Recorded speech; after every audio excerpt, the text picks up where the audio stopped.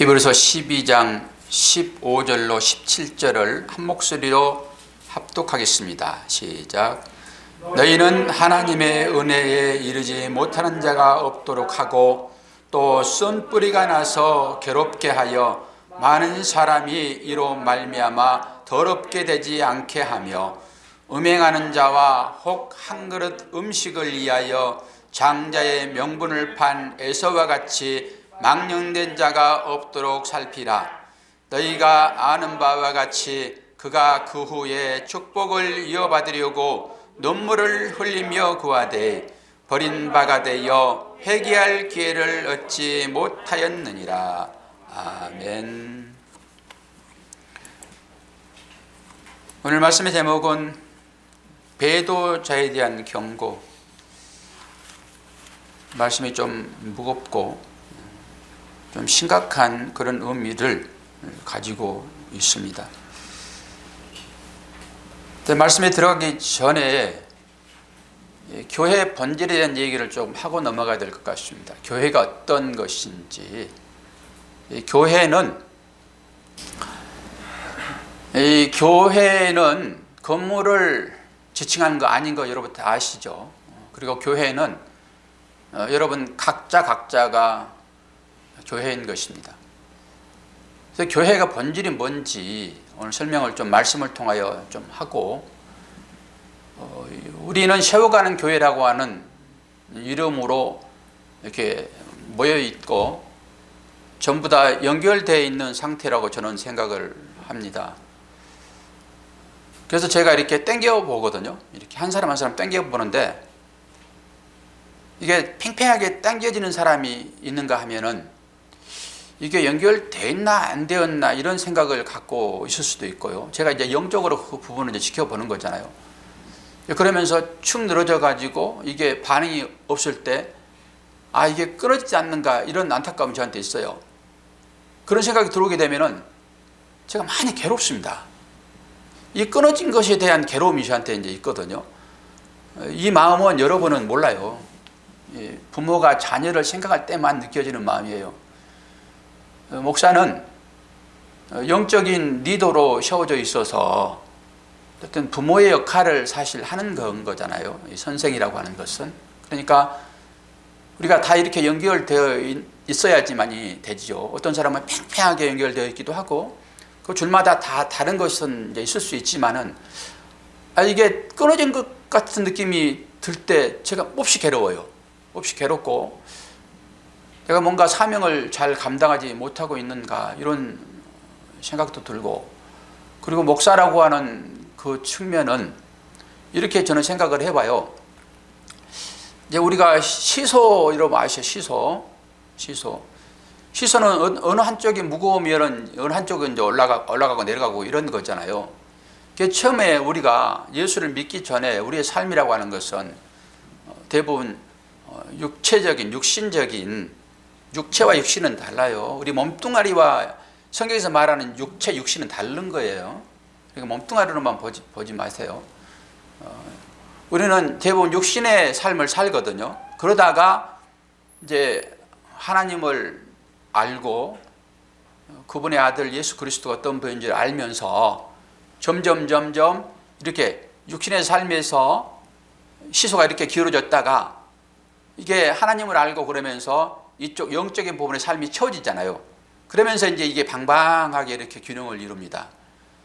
그리고 마지막에는 이 영적인 삶으로 꽉 채워져야 되는 거예요. 영적인 삶으로. 그러지 않으면 이게 문제가 되어지는 거예요. 우리는 지금 계속 저울질을 하고 있죠. 방방하게.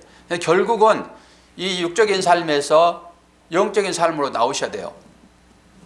그럼 목사라고 하는 사람은 뭘 담당하는 거예요? 이 영적인 삶을 담당하는 거예요, 목사는. 근데 이제 오해가 생길 때 목사가 이쪽을 커버를 안 하고 왜 이쪽만 커버를 하냐 이런 생각을 가질 수 있단 말이죠. 그러면 이제 목사도 혼돈이 오는 거, 혼돈이. 목사는 영적인 삶을 책임져야 될 거거든요. 그리고 이제 이 영적인 삶을 통해서 이 영을 담고 있는 이 몸은 중요하니까 그런 부분에 접근을 하는 거죠.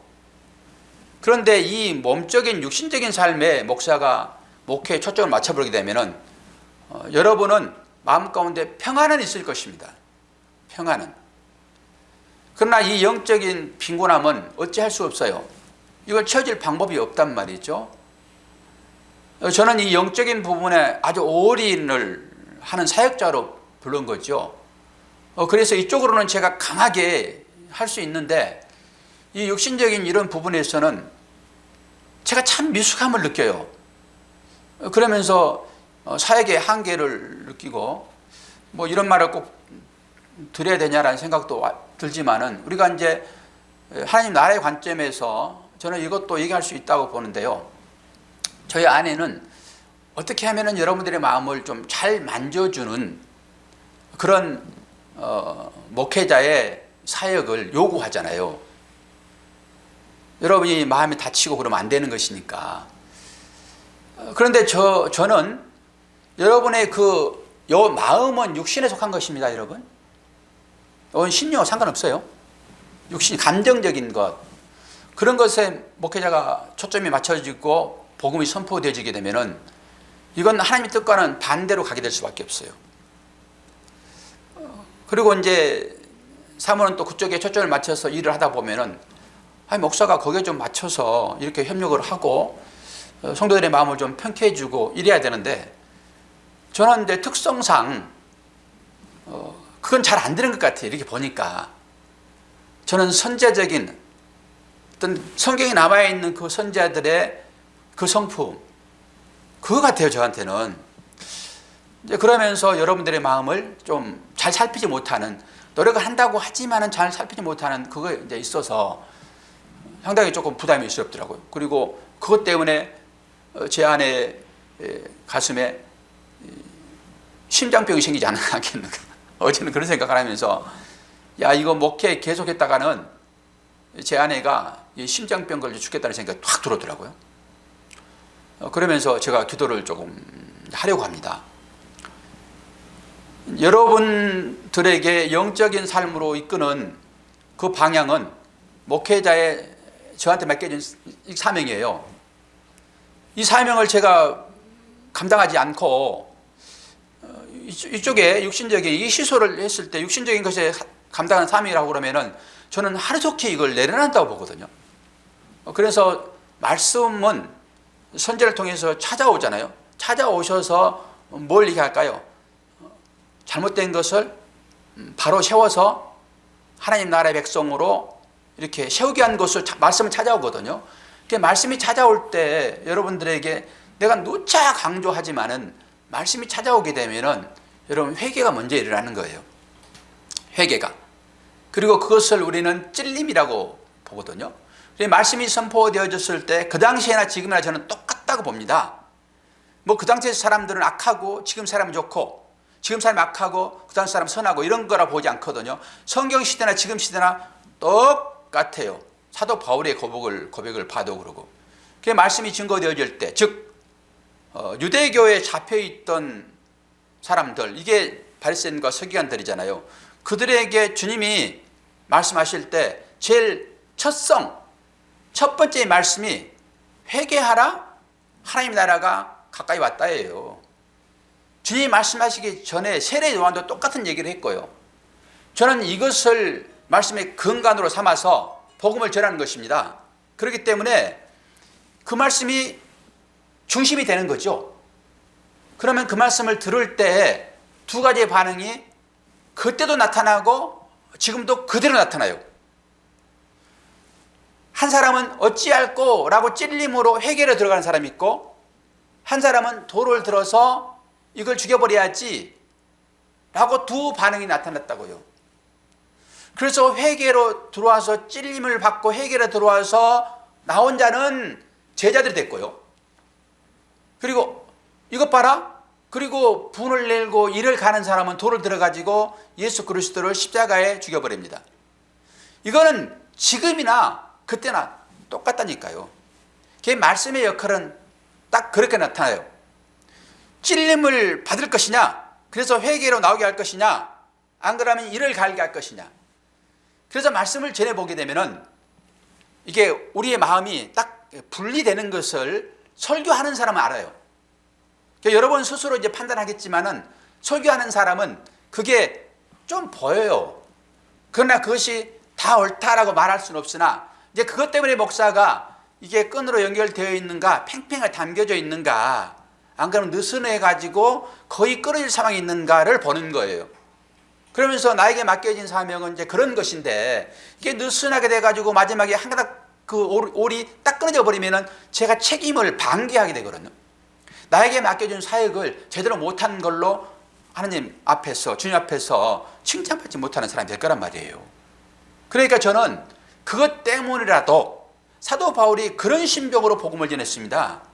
사도 바울이 무슨 열정이 얼마나 있어가지고 철철 끓은 열정이 있어서 복음을 전했겠습니까?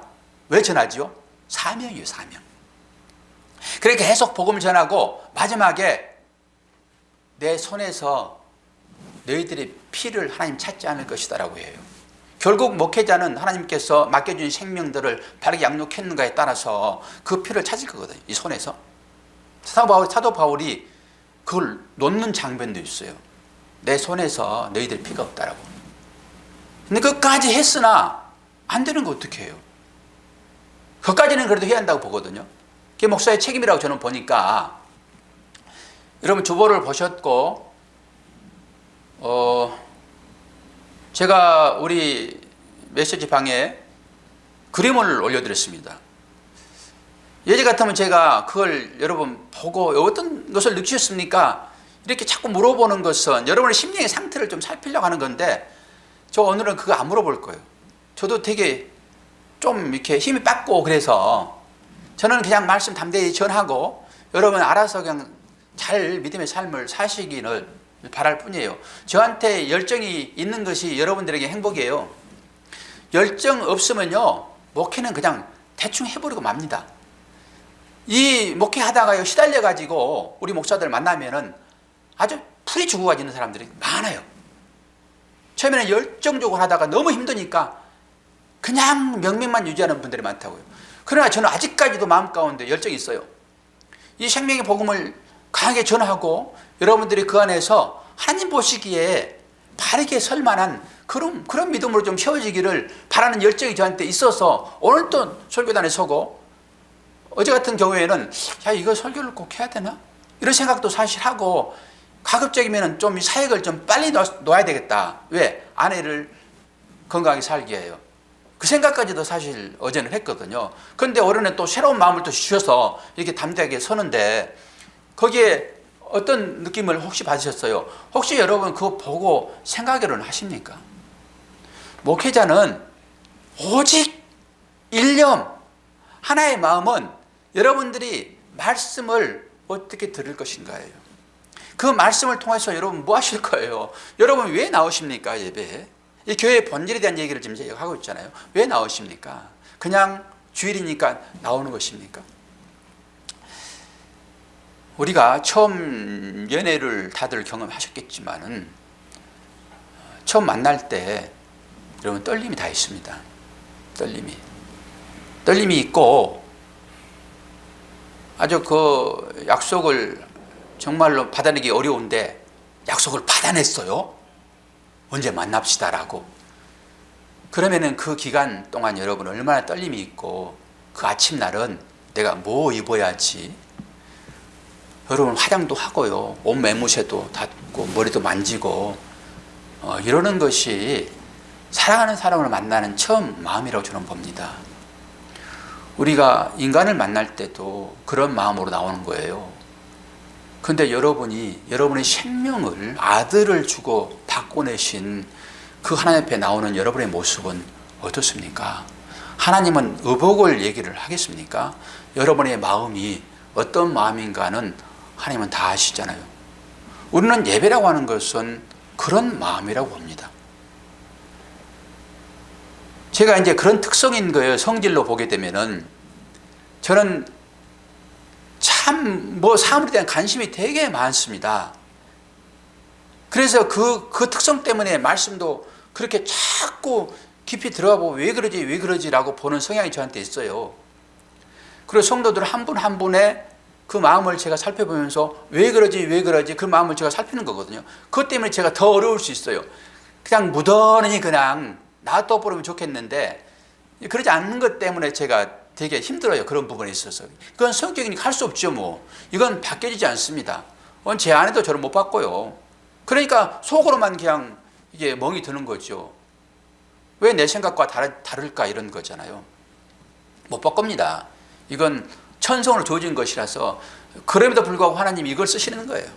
그러니까 이것이 아니면 하나님은 저를 안 써요. 뭐 제가 다른 사람처럼 선한 마음이 있고 모든 사람들을 품어줄 수 있는 저 앞에 김재인 집사님 같은 마음이라고 그러면 목회자로 안 씁니다. 말씀을 전하는 자를 안 쓴다니까요. 저를. 또 다른 사람은 그렇게 쓸 수도 있겠지만 저 같은 경우 그래요. 저는 그렇게 봅니다. 그러니까 이걸 저는 하려고 하는 거예요. 이것을. 그러니까 우리 글을 올려놓고도 내일 이분들이 설교를 들을 때 좀 가이드로 미리 조금 보면은 하나님 말씀이 저를 통해서 여러분들에게 전해질 것이니까 제가 쉽게는 안 전하잖아요. 부모님께 효도하십시오. 뭐 사랑하십시오. 이렇게 하는 것이 좋은 일입니다. 이걸 전한다 여러분 뭐가 어렵습니까? 성경은 그런 얘기를 하고 있지 않아요. 인간들 간의 사랑을 성경은 다른 방법으로 얘기를 하고 있단 말이죠. 그러니까 부모와 자식의 관계를 우리한테 역사적으로 줬잖아요. 그런데 그것을 통해 가지고 아버지와 우리의 관계를 그것을 통해서 알도록 그거 준 거예요. 이걸 알지 못하게 되면은 그렇게 믿는 사람만 그 관계를 이제 보게 되잖아요. 믿지 않는 사람들은 그 관계는 그냥 그 관계야. 그리고 그 관계만 좋도록 하기 위하여 이 땅을 살아갑니다. 이게 인본입니다. 이게 보이는 걸 통해 가지고 하나님은 보이지 않는 것을 갖도록 주신 거란 말이죠. 그런데 이 보이지 않는 것은 관계없이 이 보이는 것에 매진해 버리게 되면은 이것을 도덕적인 삶이라고 얘기합니다. 성경은 그런 얘기를 하고 있잖아요. 도덕과 윤리적인 삶은 성경을 통하지 않고 여러분 초등학교 도덕책만 봐도 그거 다 압니다. 그것 못해서 울근불근 하는 거예요. 그 가르침만 제대로 여러분 읽어도요 이 세상 참 멋지게 살 수 있습니다. 많은 사람들 존경받을 수 있고 사랑받을 수 있어요. 성경은 그 얘기를 하고 있지 않다고요. 그 일을 통해 가지고 하나님과 우리의 관계를 얘기하고 그리고 이웃과의 관계를 또 보게 하는 것은 뭐예요? 하나님 나라의 백성의 삶이 어떤 것인가를 보도록 주어진 거란 말이죠. 네, 그런 의미에서 제가 말씀을 한 번이라도 더 봐야 됩니다. 설교는 풀어서 하는 것이니까 그걸 가지고 설교를 듣게 되면 훨씬 쉽거든요. 그래서 초반에 제가 얼마나 여러분들 그 막 손들어가 막 그랬잖아요. 그렇죠? 읽고 오신 분 손들으세요. 막 그랬잖아요. 지금은 이제 그 정도는 아니에요. 그거 안 해 이제. 그러지만은 한마디 없이 목사가 툭툭 던지는 말 한마디에도 강대상에서는 의미가 다 있어요. 그리고 제가 요약 설교를 하지 않고 그 그림을 보여드렸잖아요. 그러니까 우리 정무사님은 아주 꽃하고 합쳐서 보여줬더라고요. 근데 그 그림을 이해를 하고 저한테 그걸 또 의미를 가지고 보내줬으면은 깊이 영적으로 교제가 일어나고 있는 거예요. 그런데 단순히 그냥 그림이 멋있으니까 그 그림 보고 여기도 그림이 있습니다라고 보내줬으면은 제 의도를 전혀 파악하지 못하고 그냥 현상으로 나타나는 것만 가지고 서로 공유하는 거예요. 이거는 인간적인 사랑입니다. 이게 제가 세 가지를 인터넷에 뒤져서 찾아가지고 하나로 사진 찍어가지고 올려놨거든요. 혹시 그거 보신 분 계세요? 네. 그러면서 뭘 느끼셨나요 혹시?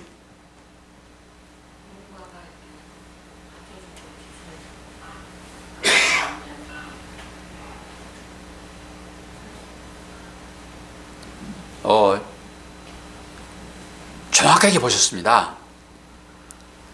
이게 교회의 본질입니다. 제가 세 가지로 그림을 캡처했잖아요. 첫 번째 그림은 처음 나무 심어놓고 뿌리 내리지 않는 상태에서의 지지대예요. 그래서 그것 생각하다가 교회가 이런 모습이 되겠지라고 생각하면서 두 가지 나무를 더 첨부한 것이고, 제가 이번에 되게 여러분들한테 마음을 좀 불편하게 한 것이 아내가 저한테 한 얘기예요. 왜 이렇게 성도를 닥달하냐? 왜 이렇게 성도를 닥달하냐? 그런데 이번에 우리가 큰 일을 하나 겪었잖아요. 그게 사실 인간의 마지막의 어떤 삶인 것인데, 여러분, 기회는 자주 오지 않아요. 우리 고매 성도님 지금 예배를 같이 드리고 계시는데, 기회는 자주 오지 않습니다. 섬길 기회가 내가 마음먹을 때 오지 않아요. 그리고 내가 섬기고 싶다 하여 섬김을 받지도 않아요. 저는 제가 섬기면은 다 섬겨질 줄 알았어요. 제 가진 것으로 어려운 사람을 섬기면 그들의 섬김을 받지 않았어요. 제가 옛날에 봉고차 사기 전에 그 얘기 한번 했잖아요. 봉고차 사가지고 동네 아주 어려운 어른들 한 10분 모신다고. 봉고차 사가지고 딱 그 얘기 꺼냈더니요, 다 바빠가지고 제 섬김을 안 받더라고요. 그러면서 깨달았습니다. 아, 섬김이라고 하는 것은 내가 원해서 되는 게 아니로구나. 이게 받는 분들이 섬길 준비가 되어 있을 때가 가능하구나. 그러면 우리가 이번 일들은 아주 섬길 수 있는 중요한 일이에요. 그리고 아주 초신자이고, 그래서 교회 이론으로 믿음의 뿌리를 깊이 내리게 하는 데 있어서 물론 말씀이 성령이 그 일을 하시긴 하지만은 우리가 지지대 역할을 해야 되겠다라는 생각을 제가 한 거예요. 그래서 저 혼자만 하는 것이 아니라 지지대는 3명만 있으면 지지대가 됩니다. 2개 가지고 안 됩니다. 최소 3개가 돼야지만이 지지하는 거예요. 그래서 3일치가 나오는 거고요. 이 3분만 격려하고 하면 돼요. 그런데 나머지 분들은 그들을 위한 거예요. 그게 남을 돕는 것이 내가 돕듯이 되는 게 아니라니까요. 그래서 우리가 뭘로 지지를 할까요? 언어밖에 없습니다. 언어밖에 없어요. 이 언어는 마음에서 나오는 것이기 때문에 우리가 물론 돈이 많이 있어서 돈을 팍팍 퍼주면은 돈 필요한 사람 그거 받겠지요. 그러나 그 마음이 없으면 아무것도 아니에요. 그래서 여러분들이 교회의 한 이론이기 때문에 저는 한 끈 한 끈을 그렇게 보는 거예요. 그러니까 그런 데서 이 끈이 연결되어 있는가 아닌가를 보려고 제가 그렇게 막 용을 쓰는 거예요. 그러다 보니까 저도 지치고 사모가 그 모습을 보면서 왜 당신은 그렇게 성도들을 자꾸 힘들게 해?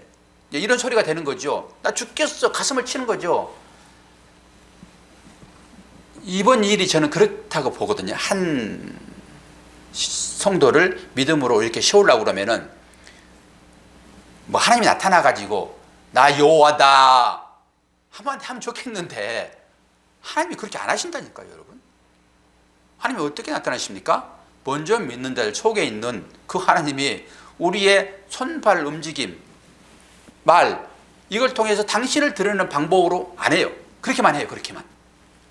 저는 하나님을 그렇게 봅니다. 그런데 우리가 초신자일 때는 하나님이 나타나기를 바라요.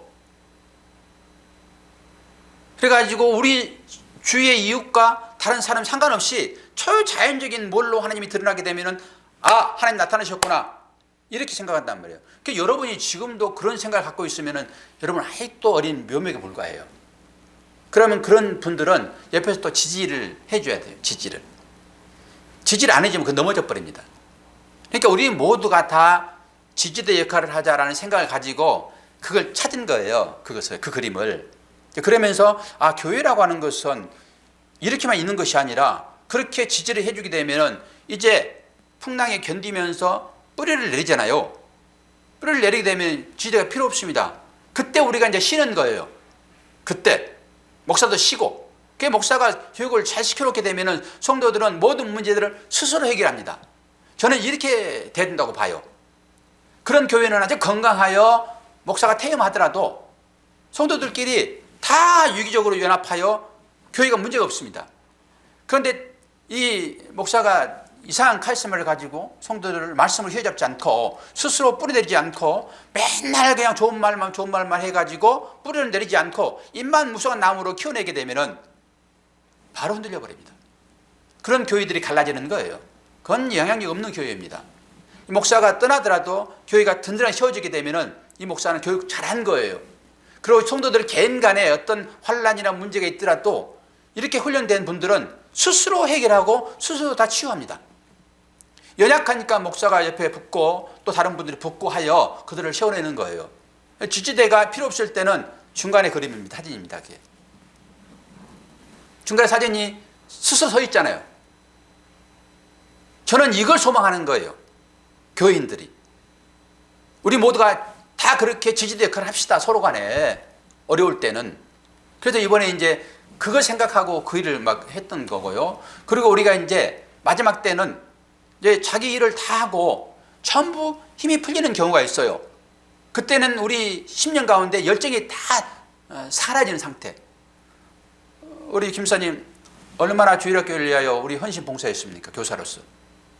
정말로 우리 이 수고로움은 하나님께서 상급을 주신다 하게 되면은 저는 우리 김사님이나 저에게 하나님이 숨겨놓고 뭔가를 별도로 주실 거라 생각합니다. 근데 이 땅 가운데서 그걸 얻으려고 하면은 또 문제가 발생이 되어지는데 그런 수고로움을 왜 우리가 합니까? 목사가 왜 3월에 병들게 하면서 이 사역을 해요? 왜 우리가 그 일을 합니까? 마지막 때 하나님 만나서 좀 더 떳떳하고 차라리 상급이 있다고 했으면 좋겠어요. 상급이 있어가지고 우리가 이 땅에서 하는 대로 좀 등급을 매가지고 그렇게 준다면 좋겠어요. 그런 복음이 여러분 다른 복음이에요. 그런 복음으로 전한 사람 많이 있습니다. 여러분들에게도 목사가 쉽게 목회하려고 그러면은 여러분 상급 있습니다. 말씀에 전부 그게 나와 있잖아요. 상급 있어요. 그러니까 그 상급 받기 위하여 여러분 이렇게 헌신하십시오. 그럼 하나님께서 그렇게 해주실 것입니다. 평수가 달라집니다. 이렇게 설교하게 되면은 여러분 열심히 합니다. 교회 문제없이 다 들어간다고요. 헌금도 좀 많이 하세요. 그러면 하늘에 쌓입니다. 이거 전부 다른 복음이에요. 그러니까 그런 걸 도구로 이용하게 되면 쉬운데 저는 진리가 무엇인지를 알잖아요. 여러분도 그걸 다 배웠고 쉬운 것을 하지 않고 자꾸 어려운 것을 가는 것은 진리가 그게 아니니까요. 그럼에도 불구하고 저는 이렇게 어렵게 헌신하고 하는 이게 교회를 세우는 것이잖아요. 각자 지지대 역할을 하는 거잖아요. 힘들고 어렵지만은 나보다 더 어려운 이웃이 있으니까 그래 내가 조금 더 힘이 되어줘야지라고 내가 하나면은 저건 넘어질 수 있지라고 하는 그거 여러분 하나님이 모르시겠냐고요. 그 아버지를 여러분이 아셔야지만이 교회가 무엇인지를 알고 내가 해야 할 일이 무엇인지를 아는 거예요.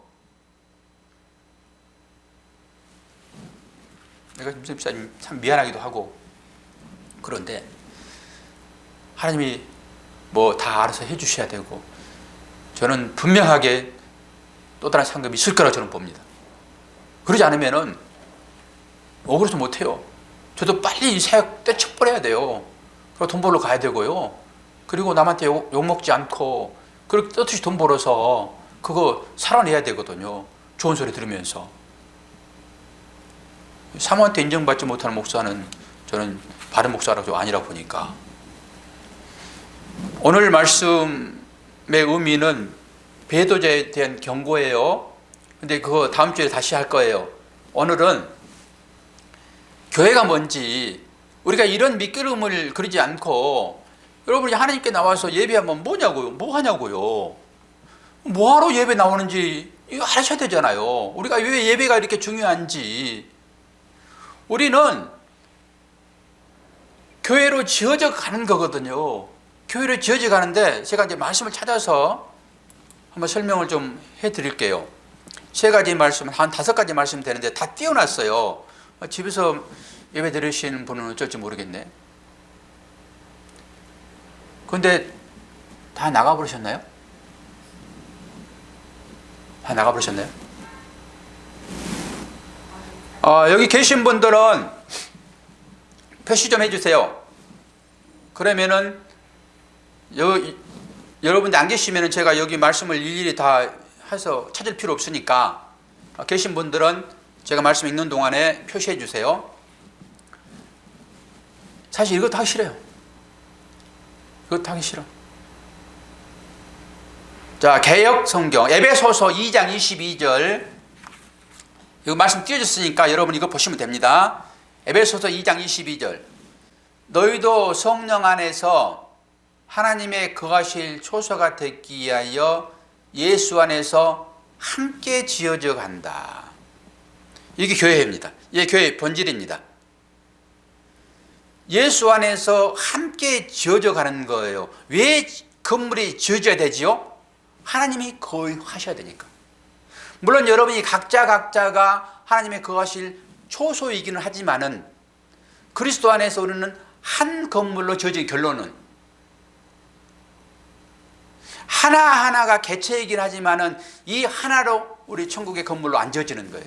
그러니까 여러분은 한 사람 한 사람이 전부 벽돌 되어져 가지고 한 건물 되어져 가지고 그 안에 주님이 계시는 거예요. 이게 모자이크 의뢰라고 제가 몇 번 말씀드렸잖아요. 그래서 그렇게 한 사람이 중요하다니까요. 그래서 이웃이 중요해요. 그런데 이것을 여러분이 그냥 하나로 보고 내가 성전의 독자적인 존재야. 그러면 이 성전 여러분이 땅에서 무너질 때 하나님 안 계십니다. 장담합니다. 말씀이 그렇게 하고 있어요. 그리고 고린도전서 3장 16절. 너희가 하나님의 성전인 것과 하나님의 성령이 너희 안에 거하시는 것을 알지 못하느뇨. 똑같아요. 하나님의 성전 개념입니다. 우리는 하나님께서 우리 안에 거하실 것이란 말이에요. 그리고 베드로전서 2장 5절. 너희도 산돌같이 신령한 집으로 세워지고, 여기 세워지고 이게 세워가는 교회의 이름이 여기서 나온 것입니다. 그래서 우리는 이렇게 교회 이름과 같이 세워져 가는 거예요. 너 어린아이로부터 어른까지 다 영적인 부분으로 가게 되면 우리가 80살 먹어도 어린아이일 수 있습니다. 초신자 처음 들어오게 되면 다 어린아이죠. 뭐 다 세워져 가는 거예요. 이렇게 그리스도로 말미암아 하나님이 기쁘게 받으실 신령한 제사를 드릴 거룩한 제사장이 될지니라. 성전은 제사장이 없으면 필요 없잖아요. 그러니까 우리가 성전이면서 제사장이면서 제물 되는 거예요. 예수님처럼. 이 말씀이 정확하게 정리되죠. 고린도전서 10장 17절. 떡이 하나요 많은 무리가 한 몸이니 이는 우리가 한 떡에 참여함이라. 무리가 뭐라고요? 한 몸이라고요. 이 한 몸 사상을 기독교로 인식하지 못하게 되면 이웃사랑은 없습니다. 이웃사랑은 나오지 않아요. 그러니까 그 이웃을 사랑할 수 있는 것은, 이것은 온전한 사랑을 얘기하는 것입니다. 뭐 조금 내가 좀 베풀지 이런 사랑을 얘기하는 게 아니에요. 성경은 사랑을 얘기할 때는 아가페적인 사랑이에요. 그 아가페적인 사랑은 어떤 사랑이죠? 자기를 죽여서 상대를 살려내는 그것을 얘기하는 거예요. 뭐 조금 뭐 찌그러지는 식으로 여러분 사랑 그 얘기를 합니까? 그걸 통해서 온전히 나오니까 그것도 좋다라고 보는 거죠. 온전한 사랑이 뭘까요? 여러분 제일 몸 바쳐서 사랑하는 대상이 있다 하게 되면 그 대상은 누구일까요? 자기예요. 자기.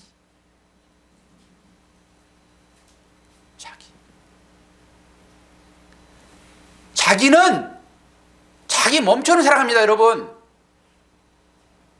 그러면 자기처럼 사랑할 대상이 이웃이라고 얘기를 하고 있잖아요.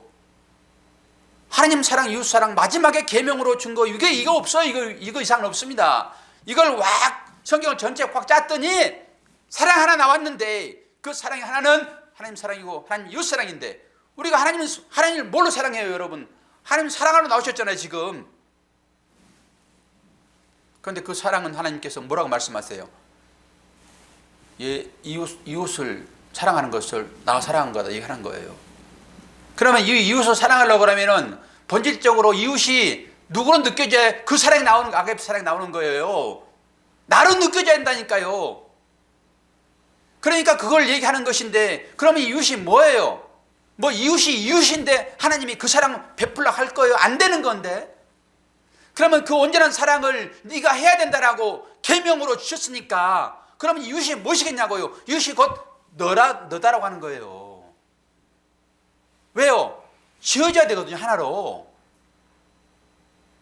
저는 이런 개념을 알기 때문에 한 분 한 분이 그렇게 귀하단 말이에요. 이분이 실족해버리게 되면 우리 공동체가 완성이 안 되는 거예요.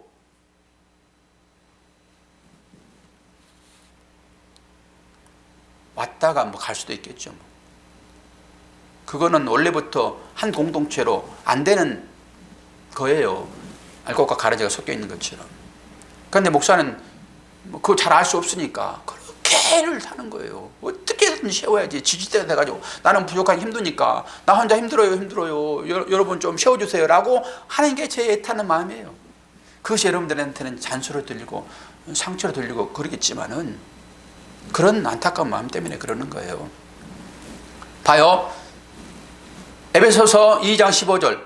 법조문으로 된 계명의 율법을 폐하셨으니 이는 이 둘로 자기 안에서 한 새 사람을 지어 화평하게 하시고. 밑에 하나 더 읽어드리고 말씀을 나눌게요.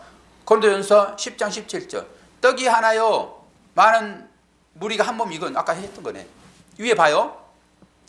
한 새 사람으로 지어져 가는 것을 교회가 지어져 간다고 하는 것이에요. 각자가 아니라 한 새 사람, 이것을 한 몸 사상이라고 그래요. 그걸 더맨 그래. 더맨. 앞에 더가 붙으면 고유명사입니다. 더북 그러면 성경책이에요. 대문자 써가지고 더북 그러면은 그 책이란 말이에요. 그 책은 성경 말씀밖에 없어요.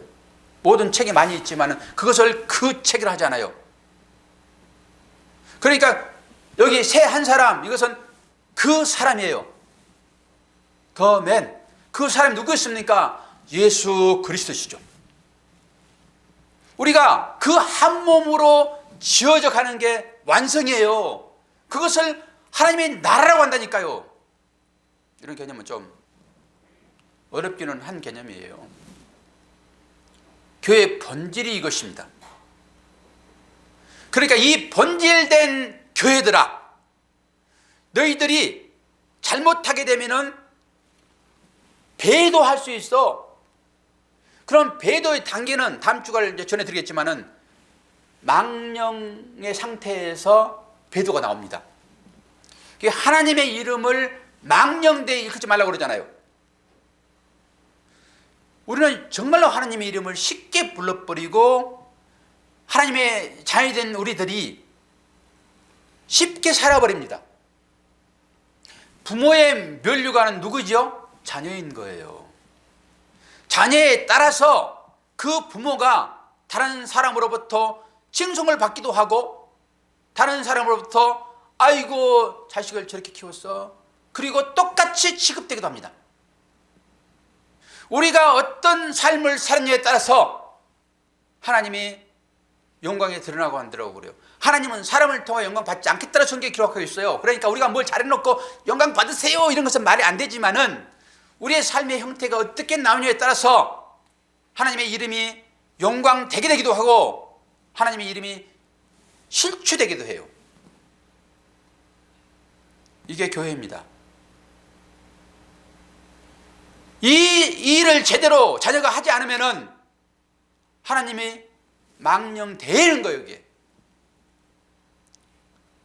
이런 것을 제대로 파악하지 못하니까 나는 자유로워요, 나 하나님 한 번 구원했으니까 나는 어떤 행위를 내가 해도 나는 구원받을 거예요. 맞아요. 그러나 성경이 다른 말씀하고 있으니까 이것이 다른 얘기예요.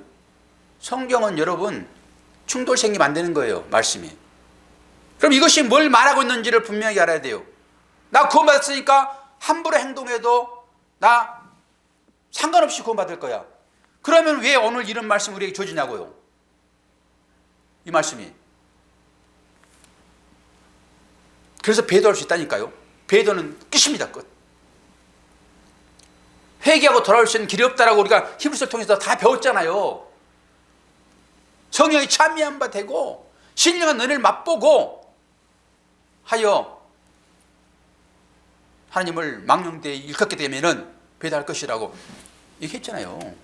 그러면서 제가 설명을 또 다 해드렸죠. 우리가 한 몸으로 하나님께서 우리를 묶어줬는데 그 한 몸의 사명을 온전히 감당하지 못하게 되면은 모든 교회 교인들이 그거 하나 그냥 하기 위하여 얼마나 힘듭니까? 앞으로 나가야 되고 지어져 가야 되고 더 많은 사람을 하나님의 나라로 구속자로 이렇게 해야 되는데 이게 나가지 못하는 상황으로 우리가 가게 되면 이것도 또한 뜻이 있어서 이걸 통해서 우리가 교훈을 받고 믿음으로 또다시 한번 일어서겠지만은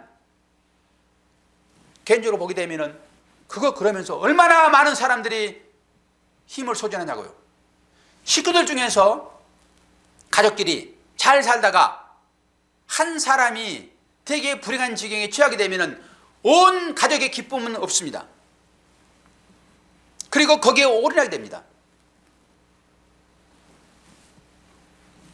김적 집사님 다 아시잖아요. 그래서 우리가 각자 도생한다는 말은 각자 이치에서 잘 살면 돼요. 부모의 바람은 돈 갖다 주고 고기 사오고 하는 것을 바라지 않아요.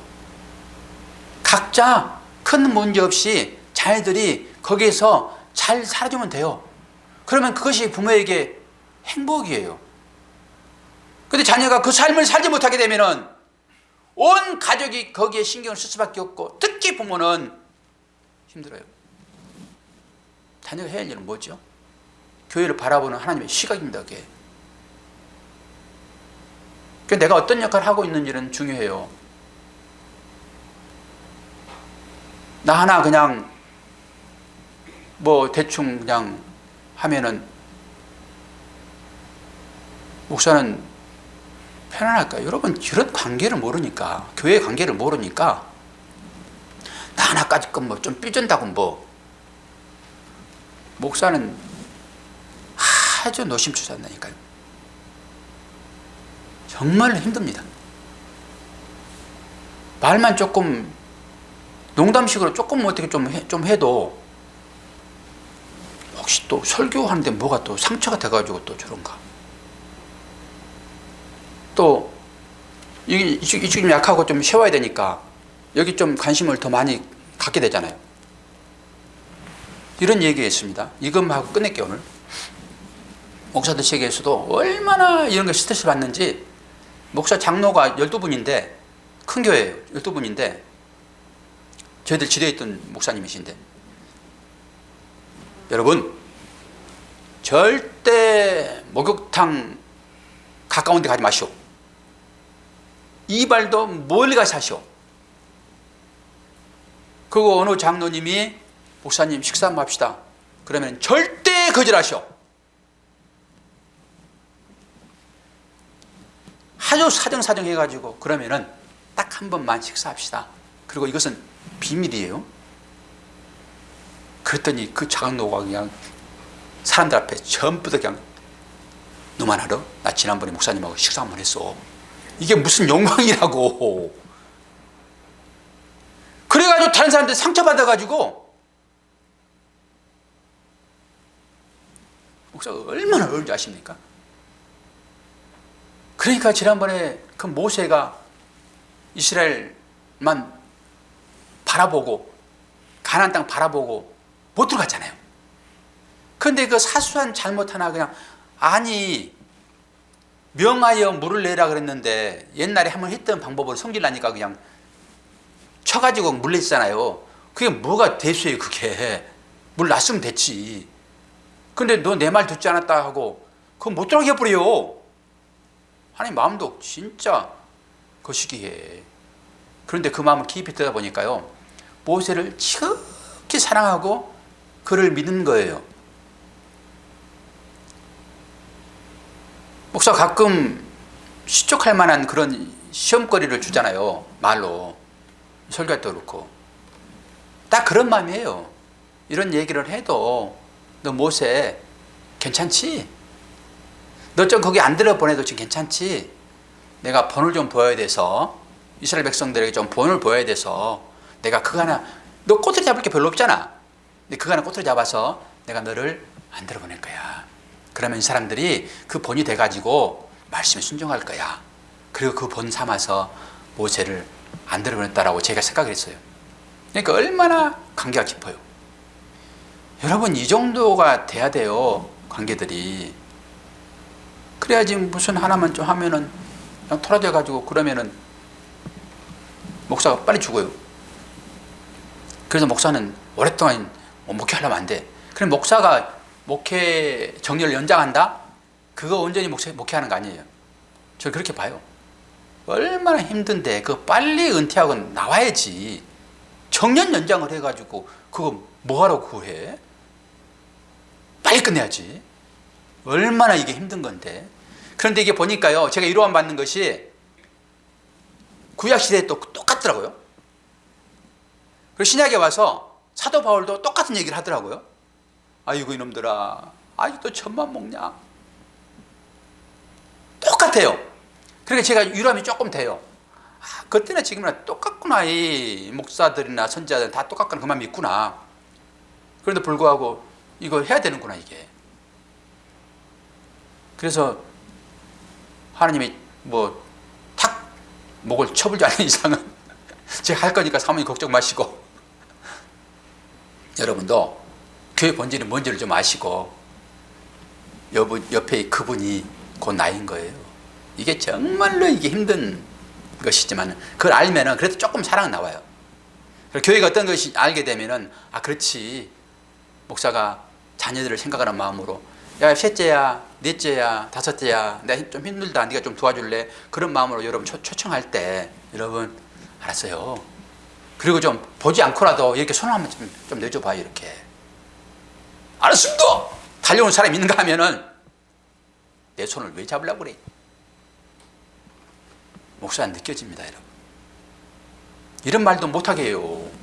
왜 자꾸 부담 줘가지고 그런 말 하냐고 그러는데, 아니요, 저는 이렇게 해야지만이 여러분이 그걸 좀 느끼고 교회 본질에 대해 알고 여러분이 힘을 합쳐서 하나님이 제일 기뻐하시는 이 교회를 세우는, 이게 직분자이고 이게 사명자이고 이게 교회이지. 감투입니까? 우리에게 맡겨진 것들이? 저는 하나님 이것만 본다고 봐요. 우리의 건강, 우리의 재물, 우리의 환경, 이 모든 것을 교회를 세우는데 여러분 올인하십시오. 세우는 교회 건물 세우라고 제가 말씀드리지 않아요, 지금. 여러분 한 사람 한 사람이 그런 거예요. 내가 그렇게 할 때 그 교회가 세워지는 거예요. 이것을 위하여 여러분 재물 쓰시라니까요. 건강 쓰시고. 뭐 할 건데요?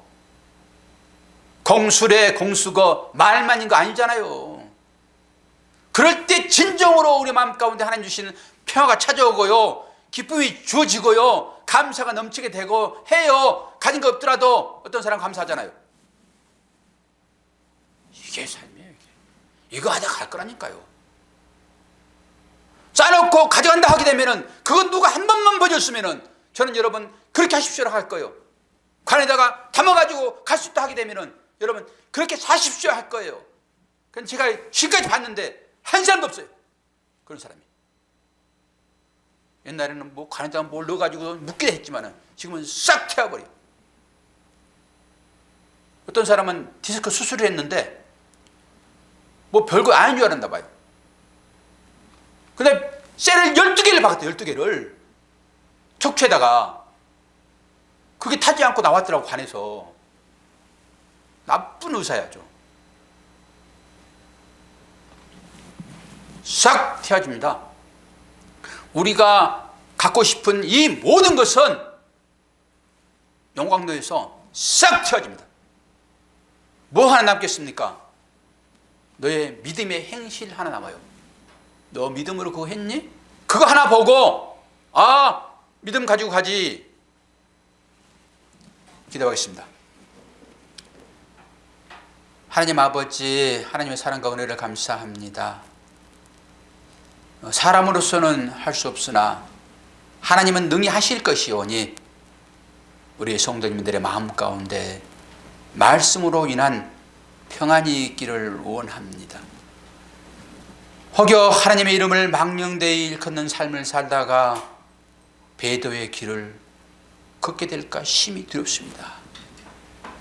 나 구원받았다고 어떤 일에 해도 상관없다라는 이런 망령된 현실을 이제 끊게 하시고, 다음 주일에 하나씩 살펴볼 때 그것이 다시 한번 각인되어져서 우리가 이 땅 가운데 어떤 삶을 살아야 될 것인지 견단하고 분별하고 이웃을 사랑하는 우리의 삶이 될 수 있도록 힘주시고 능력 주시옵소서. 여러 어려운 상황 때문에 힘들어하는 우리 성도들이 있고 가족들이 있습니다. 하나님이 이루어 주시고 하나님의 나라를 소망하며 모든 고난 가운데서 벗어날 수 있도록 축복하여 주옵소서. 예수 그리스도 이름으로 기도하옵나이다. 아멘.